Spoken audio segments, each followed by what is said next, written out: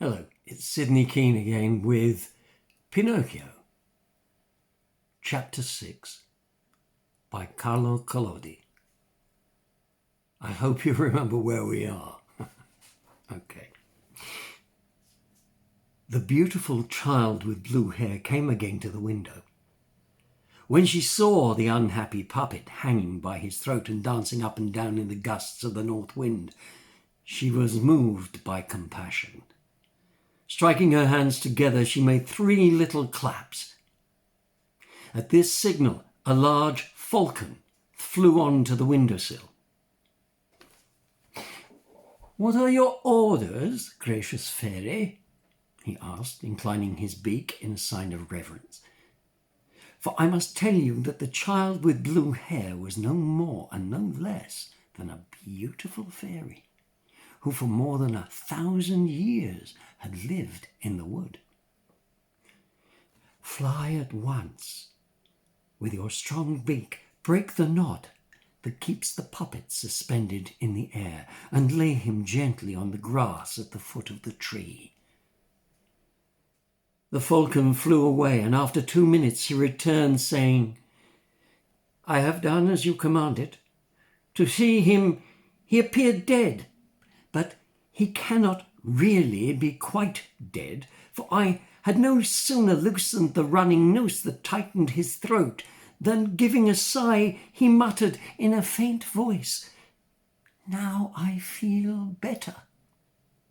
The fairy then, striking her hand together, made 2 little claps, and a magnificent poodle appeared, walking upright on his hind legs.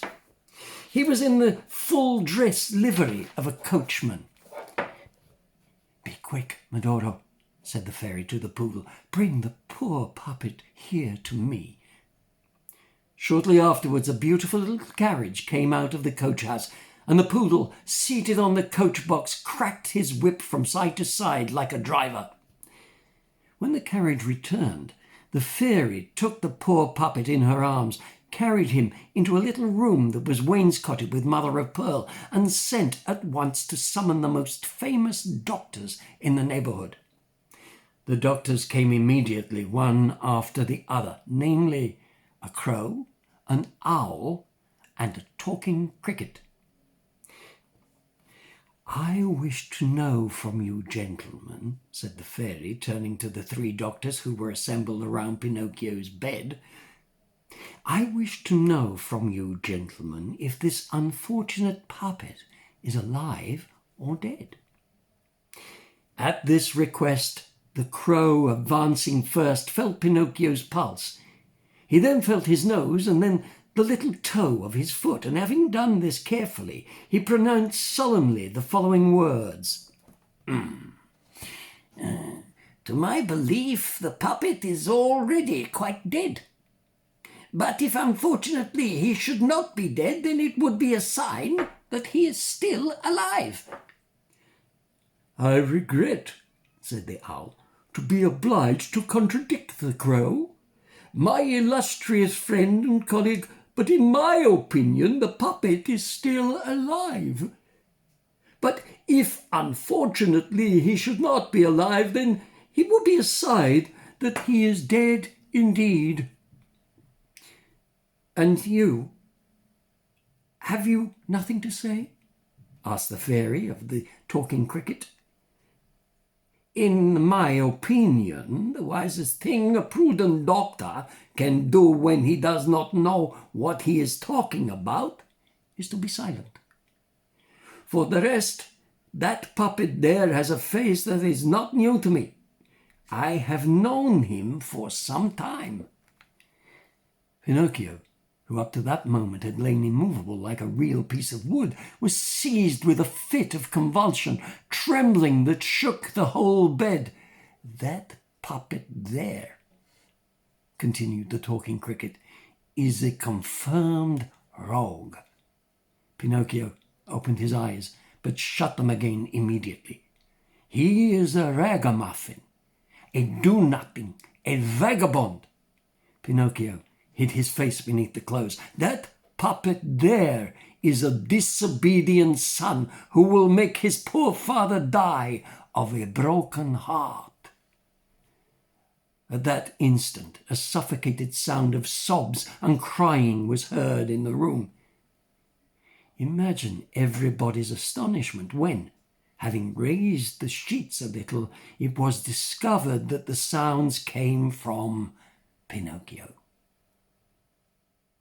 "When a dead person cries, it is a sign that he is on the road to getting well," said the crow solemnly. "I grieve to contradict my illustrious friend and colleague," added the owl, "but for me, when the dead person cries, it is a sign that he is sorry to die." As soon as the three doctors had left the room, the fairy approached Pinocchio, and having touched his forehead, she perceived that he was in high fever. She therefore dissolved a certain white powder in a half tumbler of water, and offering it to the puppet, she said to him lovingly, "Drink it, and in a few days you will be cured." Pinocchio looked at the tumbler, made a wry face, and then asked in a plaintive voice, "Is it bitter or sweet?" "It is bitter, but it will do you good." "If it is bitter, I will not take it." "Listen to me. Drink it. I don't like anything bitter." "Drink it, and when you have drunk it, I will give you a lump of sugar to take away the taste." "Where is the lump of sugar?" "Here it is," said the fairy, taking the piece from a gold sugar basin. "Give me the first sugar lump, and then I will drink that bitter water." "Do you promise me, sir?" "Yes." The fairy gave him the sugar, and Pinocchio, having crunched it up and swallowed it in a second, said, licking his lips, "It would be a fine thing if the sugar were medicine. I would take it every day. Now keep your promise and drink these few drops of water, which will restore you to health." Pinocchio took the tumbler unwillingly in his hand and put the point of his nose to it. He then approached it to his lips and then again put his nose to it, and at last said, It is too bitter.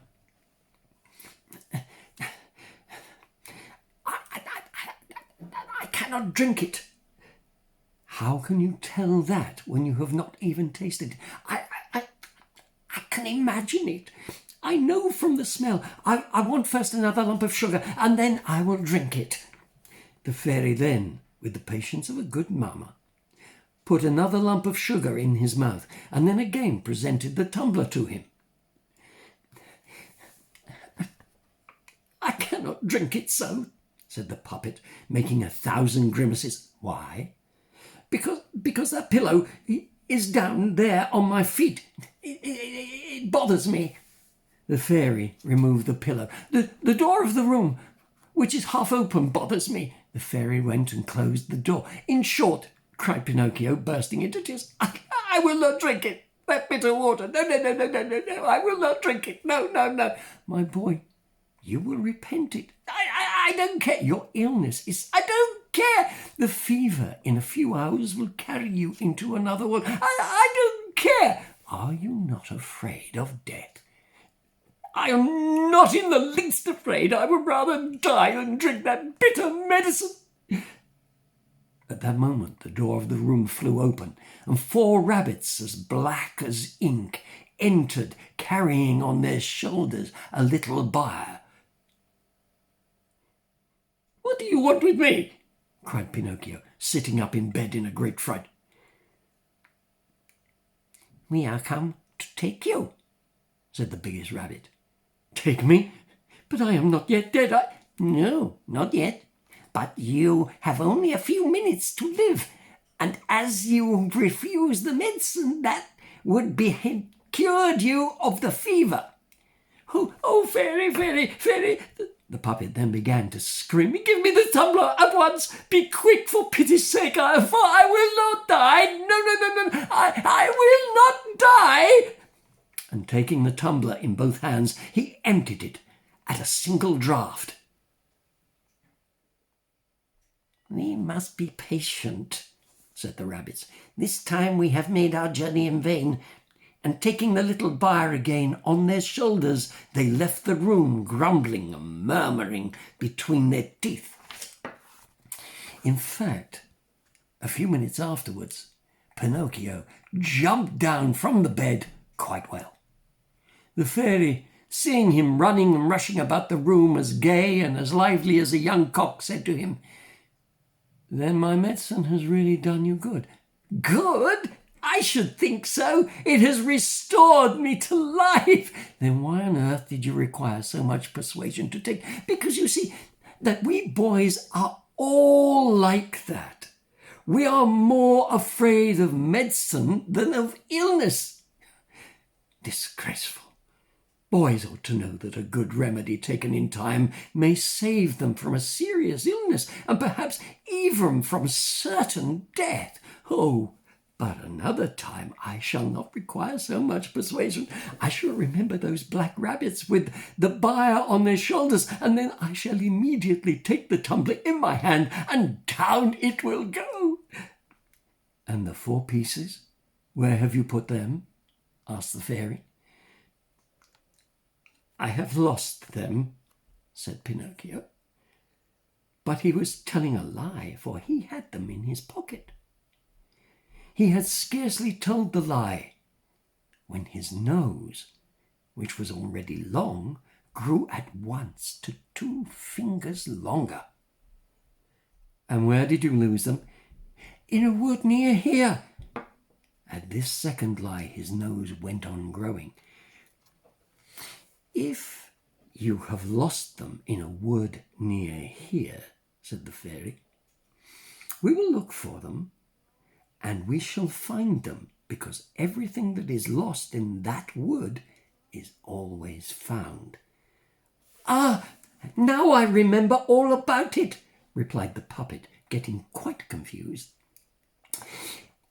"I didn't lose the 4 gold pieces. I swallowed them when I was drinking your medicine." At this third lie, his nose grew to such an extraordinary length that poor Pinocchio could not move in any direction. If he turned to one side, he struck his nose against the bed or the window panes. If he turned the other, he struck against the walls or the door. If he raised his head a little, he ran the risk of sticking it into the fairy's eyes. And the fairy looked at him and laughed. "What are you laughing at?" asked the puppet, very confused and anxious at finding his nose growing so prodigiously. "I am laughing at the lie you have told." "And how can you possibly know that I have told a lie?" "Lies, my dear boy, are found out immediately, because they are 2 sorts. There are lies that have short legs and lies that have long noses. Your lie, as it happens, is one of those that has a long nose." Pinocchio, not knowing where to hide himself for shame, tried to run out of the room, but he did not succeed, for his nose had increased so much that it could no longer pass through the door. The fairy allowed the puppet to cry and to roar for a good half-hour over his nose. But when she saw him disfigured and his eyes swollen from weeping, she felt compassion for him. She therefore beat her hands together, when 1,000 large woodpeckers flew in at the window. They immediately perched on Pinocchio's nose and began to peck it, at once with such zeal that in a few minutes it was reduced to its usual dimensions. "Oh, what a good fairy you are," said the puppet, drying his eyes. "How much I love you." "I love you also," answered the fairy. "And if you will remain with me, you shall be my little brother, and I will be your good little sister." I would remain willingly, but my poor papa." "I have thought of everything. I've already let your father know that he will be here tonight." "Really?" shouted Pinocchio, jumping for joy. Then, little fairy, if you consent, I should like to go and meet him." "Go then, but be careful not to lose yourself. Take the road through the wood, and I am sure you will meet him." Pinocchio set out, and as soon as he was in the wood, he began to run like a kid. But when he had reached a certain spot, he thought that he heard people amongst the bushes. In fact, 2 persons came out onto the road, his 2 travelling companions, the fox and the cat. "How come you to be here?" "How come you to be here?" repeated the cat. "It's a long story," answered the puppet. "But do you know when you left me alone in the inn, I met with assassins on the road?" "Assassins? And what did they want?" "They wanted to rob me of my pieces." "Villains!" said the fox. "Infamous villains!" repeated the cat. "And now what are you doing here?" asked the fox of the puppet. "I'm waiting for my papa." "And your gold pieces?" "I've got them in my pocket, all but one that I spent at the inn at the Red Crawfish." "And to think that instead of 4 pieces by tomorrow night, they will become 1,000 or 2,000 pieces. Why do you not listen to my advice? Why will you not go and bury them in the field of miracles?" How far off is the field of miracles?" "Not 2 miles. Will you come with us? In an hour we will be there. You can bury your money at once, and in a few minutes you will collect 2,000, and this evening you will return with your pockets full. Will you come with us?" Pinocchio thought of the good fairy, old Geppetto, and the warnings of the talking cricket, and he hesitated. He ended by giving his head a little shake and saying to the fox and the cat, "Let us go. I will come with you." After having walked half the day, they reached a solitary field which, to look at it, resembled all other fields. "We have arrived," said the fox to the puppet. "Now stoop down and dig with your hands a little hole in the ground and put your gold pieces into it." Pinocchio dug a hole, put in the 4 gold pieces that he had left, and then filled up the hole with a little earth. "Now then," said the fox, "go to that canal close to us, fetch some water, and water the ground." Pinocchio went to the canal, and as he had no can, he took one of his old shoes. Filling it with water, he watered the ground over the hole. He then said, Is there anything else I need to do?" "Nothing else," answered the fox.